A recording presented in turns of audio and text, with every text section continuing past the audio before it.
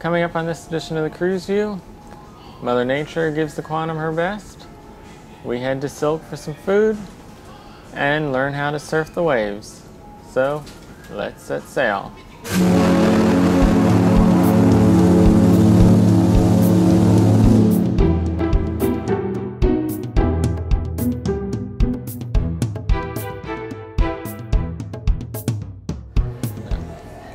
Welcome to day 2 of the inaugural sailing of the CruiseView onboard Quantum of the Seas. Today I'm coming to you from Jamie Oliver's Italian, located in the Via on board the ship, and it is one of the 18 restaurants available to dine at each evening. And before I get into any of today's activities, I want to step back to some of the things discussed yesterday. I mentioned a lot about the technology and all the failures that were going on throughout the ship and the boarding process. So I just want to touch back on that before we go into things. And some of the technology today has started to come online. There's still many issues with it. The screens throughout the ship, there are now a few that are working, but there's still several that aren't working. It's pretty much hit or miss on whether you're going to get one that does work. When they do work, they look pretty nice and they seem functional. There's a couple new features to them. They're certainly a worthwhile upgrade over the old ones. But the Royal IQ stuff is still, for the most part, broken. You can now log into your account from your phones, but you still cannot access your account from any of the iPads around the ship. When trying to use one of the Royal IQ kiosks, you simply get an unknown error or some other issue where it'll just spin and ultimately fail to authenticate you using either your login credentials or your actual WOW Ban or CPass card. So there is no way at this point to really use those kiosks, but it does seem to be hit or miss depending on the person. A few people have had luck getting into those kiosks, but the majority have not. And when you get into the app itself, there's still many features that are not functional. Most people cannot access their calendar, but once again, a few people are able to. I was able to access my calendar through the daily view, but when I look at several of the days, some of the issues from the planning stages where we're getting duplicate bookings and they ultimately remove them are once again back. So it appears that the Royal IQ app is using code that was corrected 4 or 5 months ago for the web app. So I'm not sure why that's not matched up, but that issue still exists in the mobile app. But the phone functionality and the chat functionality they have been offering free on board the sailing. It's available for purchase with a price of $0. You just have to choose to purchase it and then it becomes available. But once again, depending on the person, it may or may not work. Within my own cabin with 3 people, my device is not able to make any kind of phone calls, but I can text one other person and that person's able to text anyone and make phone calls. But then the third person cannot make phone calls or text and nobody can text them. So there's really a whole variety of issues, and it seems like some people have more luck than others, but it's still in no way ready to go at this point. But we've seen a lot of progress in just the past 24 hours. Even the TVs are finally working for the most part. So we'll see where things go the rest of the sailing, if things improve at all, or if they stay the way they are. But hopefully they'll keep working every night. After I film this, I've walked around the ship and seen people doing work on the ship itself. So I'm sure there are people in the background doing work on the technology as well. But on to today. Today was a sea day, one of the 2 to get down to Florida. And at noon, our location was 35 degrees and 51 minutes north by 74 degrees 21 minutes west. The closest we came to land was at 5 p.m. tonight when we were 52 nautical miles away from Cape Hatteras. And unfortunately, as for our weather conditions, we currently have rough seas. We've had them all day. Not sure how much of it is the ship itself, but we've seen a lot of creaking. It feels like the ship is really slamming into the waves a lot more than usual. You can hear it about once every 30 seconds to a minute at some points of the day. So I'm not sure if there's an issue with the hull, which I know other people reported on the transatlantic, but it definitely feels like the Quantum rocks and moves around in the seas a little more than other ships of comparable sizes. And unfortunately, unlike the technology, that's an issue that they won't be able to correct anytime soon without a dry dock or some other issue to fix it. But today was a decent day. We had temperatures reaching into the upper 70s. At noon it was already up to 77. I'm not sure what exactly the high was that we reached today, but it was certainly a warm day. But we also had high winds at 56 miles an hour over the top decks, which did make it a little cooler, and we had heavy clouds and fog, along with a series of rainstorms that passed through, drenching the ship. So you really couldn't spend much time outside even if you wanted to enjoy that warm weather. And as for the sunrise and sunset, the sunrise was at 6:44 a.m. this morning, with the sunset at 4:46 p.m. But with all this poor weather keeping people inside, there was still plenty of room for everybody. Some people chose to use the pools. Most of them were closed, but it was still a decent area to just lounge out. There was some music up by the indoor pool for a while in the afternoon.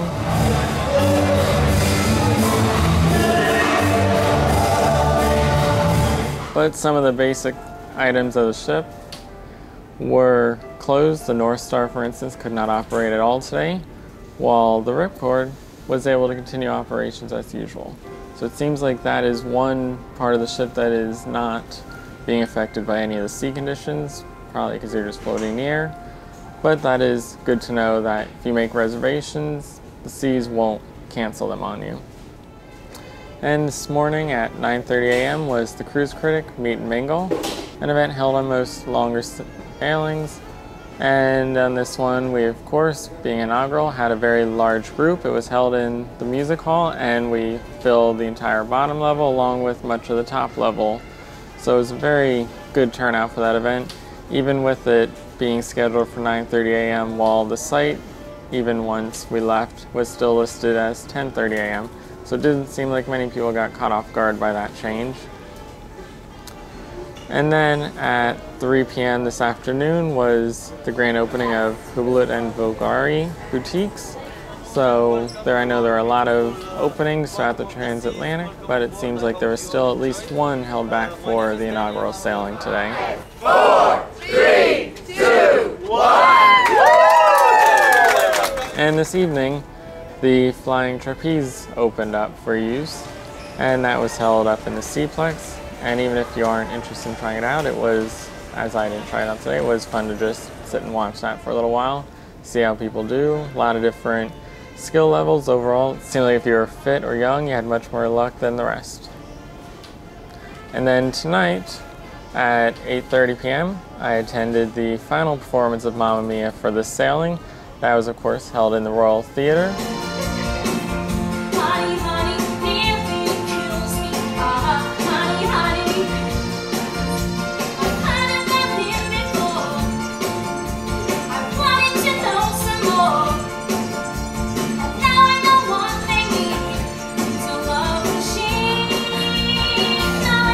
And that was the full-length production as done on Broadway. And according to Jimmy Rhodes, during a little intro piece that he spoke about with the creation of Mamma Mia on board, it was the original Broadway play with the licensing of all the music, costumes, and lighting that originally ran on Broadway. And overall, it seemed very simplistic for a Royal Caribbean show nowadays. Lately we've been getting a lot of flashiness, and it only had 2 major set pieces and everything else was pretty much mobile stuff. So it's very easy to see how they plan to take this off when she heads to China. That with so little needed for this performance, you really don't need the dry dock, all the other massive movements. Many of the other plays require structure in the actual stage. This one did not. They didn't even have lifts or any kind of stands, so it was a very simple production, but it was a very good production. And it seemed like everyone enjoyed it. There was no after party held in the music hall as Royal Caribbean had originally advertised, but not seeing it on Broadway, I can't say if this was the after party or not. But after everybody came out and took their bow, the cast continued to perform 3 or 4 more songs in a large performance that certainly felt like an after party, and with everybody already up on their feet for the standing ovation, it definitely took on that after party mood. So I'm not sure if that was it, but they may have chosen to roll that right into the performance rather than trying to get everybody to move over to the music hall. And then tonight from 10:30 to midnight, once again I spent some time watching Slippery When Wet over in the music hall. And they played many of the same songs as last night, but it was the second of 4 nights and there were a few new songs. Certainly seems like the tribute bands were popular. When asked, about half the people in the room seemed to have attended last night's as well. So it seems like repeat business is pretty big on those tribute bands, and I'm sure the fans of whatever band they bring on will show up to that every time. So we'll see how that goes in the future, if Royal Caribbean keeps it or eventually just goes with a house band.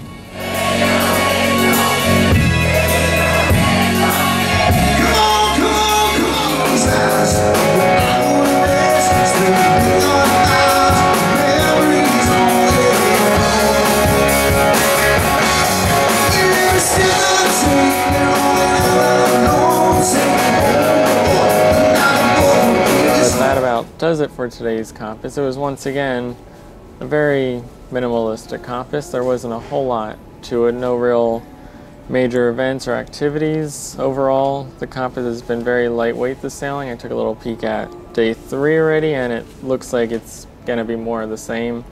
Not sure if that's something with the fact that it's a new ship and they just haven't had a chance to really plan out where events can be held, or if they're just too busy working right now to really host the different events.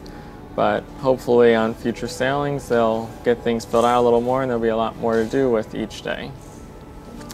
So now on to our daily dine. Today we're going to be taking a look at silk.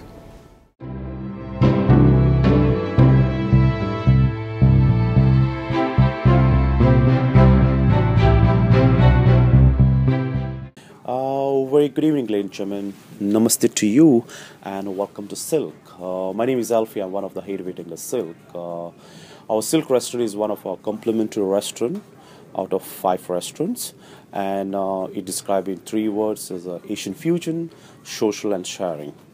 It means, ladies and gentlemen, when you come for the dinner, we do serve appetizer like a family style, so you can have all taste from 5 different countries at one time on your table.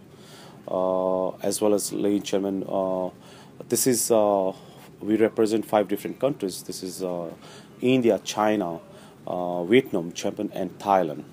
So you'll have all different fusion restaurant on one roof. And ladies and gentlemen, to enjoy with your appetizer, we also have a beautiful cocktail. It's come from every country, Asian countries, which will pair perfectly for your palate when you start with appetizer. Beside that, we have a sake, as well as we have from every 5 countries, what we are representing in Silk, we have Asian beers, which you can have drinks and as well as the food together with a completely Asian meal dinner at one place. We serve only dinner in this Silk restaurant, and as well as we serve a character breakfast at Sea Days with the DreamWorks.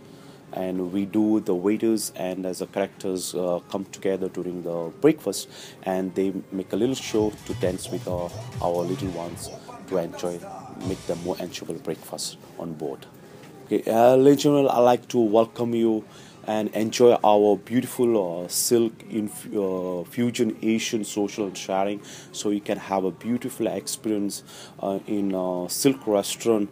The food what we're serving from 5 different countries, that you can sit at one place and you can enjoy all food from 5 different countries. Okay, and I'm looking forward to see you all. Shukriya. And just like yesterday, tonight I did dine in Silk, and once again I was pleased with the environment, with the service. Pretty much all of Royal Caribbean's promises did come to light once again, so they are pulling off the quality, the experience that they told us. The time of it seemed like it was very fast. It was not slow as some people reported in the past.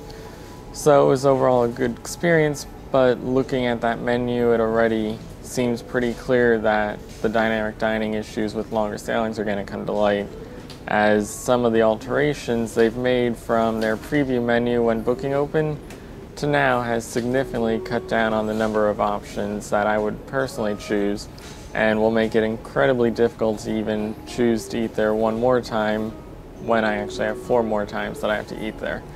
So we'll see if some of the rumors about 2 menus on longer sailings comes true next sailing, but for now at least we'll only have that one, and we'll see how chic and the grand turn out.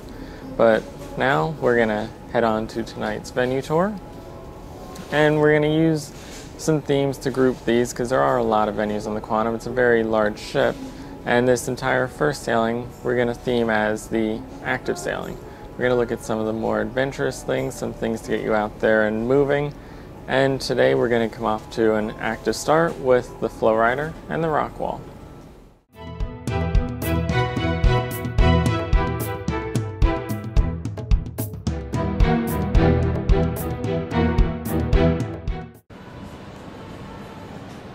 The rock climbing wall, the only feature found on every single ship in the Royal Caribbean fleet.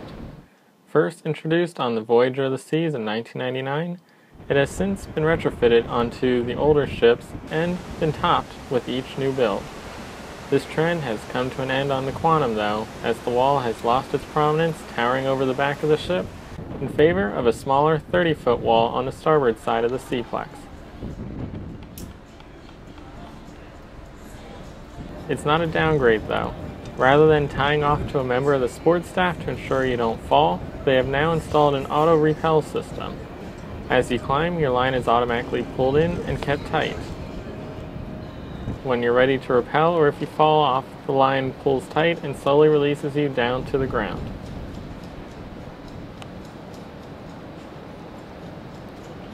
While you do lose the personal experience of the other ships, it is the safest wall in the fleet and allows the crew to operate more activities on board. The FlowRider, the new active face of Royal Caribbean, was first introduced on the Freedom of the Seas in 2006. It has since appeared on each new ship, including the Oasis class, where 2 were installed.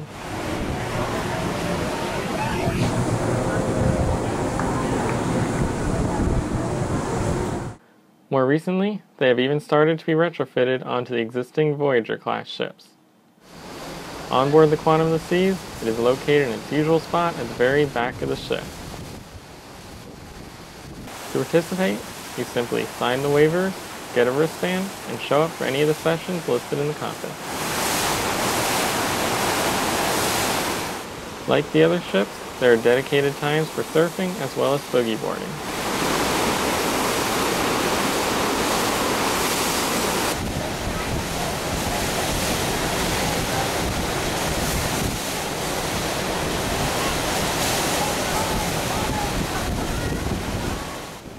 They also offer private and group sessions for a fee during the early morning hours as well as the late evening hours. And that wraps it up for day 2 of the cruise view on board the Quantum of the Seas. Be sure to tune in again tomorrow as we will hopefully have some calmer weather. And stay tuned for the links. Check out all the other videos because I'm sure there's a lot of other interesting videos for you to check out if you chose to stick around to the end of this one.